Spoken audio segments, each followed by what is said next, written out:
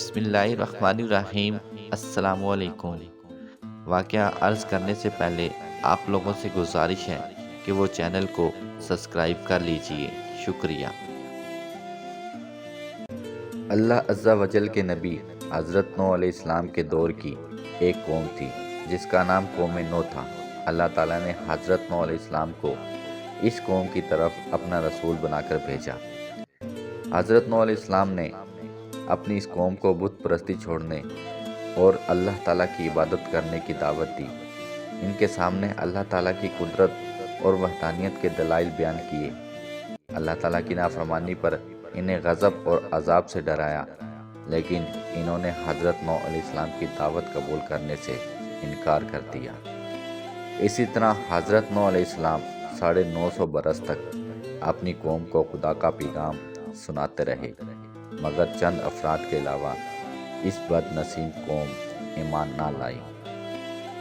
اس قوم کا یہ حال تھا کہ ہر بوڑھا باپ اپنے بچوں کو وصیت کر کے مرتا تھا کہ نوح علیہ السلام بہت پرانے پاگل ہیں، معاذ اللہ، اس لیے ان کی باتوں کو نہ سنیں، نہ ان کی باتوں پر دھیان دیں، یہاں تک کہ ایک دن وہی نازل ہوئی: اے نوح، اب تک جو لوگ مومن ہو چکے ہیں ان کے سوا دوسرے لوگ ہرگز ایمان نہیں لائیں گے۔ اس کے بعد آپ اپنی قوم کے ایمان لانے سے نا امید ہو گئے اور آپ نے اس قوم کی ہلاکت کے لیے دعا فرما دی۔ حضرت نوح علیہ السلام کی قوم کی نافرمانیاں۔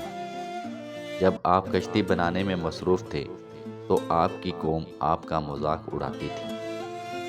کوئی کہتا: اے نوح، تم بڑھائی بن گئے ہو، حالانکہ تم کہا کرتے تھے کہ میں خدا کا نبی ہوں۔ کوئی کہتا کہ اے نوح، اس خشک زمین پر تم کشتی کیوں بنا رہے ہو؟ کیا تمہاری عقل ماری گئی؟ غرض طرح طرح کی باتیں کرتے، قسم قسم کی طعنہ بازیاں اور بد زبانیاں کرتے تھے۔ آپ نے ان کے جواب میں یہی فرماتے کہ آج تم مذاق اڑا رہے ہو، لیکن مت گھبراؤ، جب خدا کا عذاب اور طوفان آئے گا تو ہم مذاق اڑائیں گے۔ اور جب طوفان آ گیا تو آپ نے اپنے اس کشتی میں درندوں، چرندوں، پرندوں اور قسم قسم کے حشرات الارض کا ایک ایک جوڑا نر و مادہ سوار کر دیا، اور خود آپ اور آپ کے تینوں فرزند یعنی خام، سام، سیافت اور ان تینوں کی بیویاں، آپ کی مومنہ بیوی اور 72 مومنین مرد عورتیں، کل 80 انسان کشتی میں سوار ہو گئے۔ آپ کی ایک بیوی والا جو کافر تھی اور آپ کا ایک لڑکا جس کا نام کنعان تھا، یہ دونوں کشتی میں سوار نہیں ہوئے اور طوفان میں غرق ہو کر مر گئے۔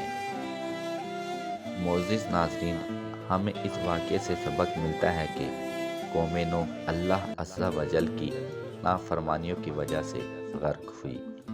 اس لیے ہمیں چاہیے کہ ہم اپنی اور اپنی آنے والی نسلوں کی خیر و بقا کے لیے اللہ اور اس کے پیارے حبیب صلی اللہ علیہ وآلہ وسلم کی نافرمانیوں سے بچیں اور دوسروں کو بھی اس سے بچائیں۔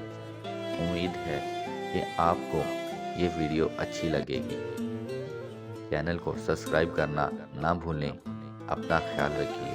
اللہ حافظ۔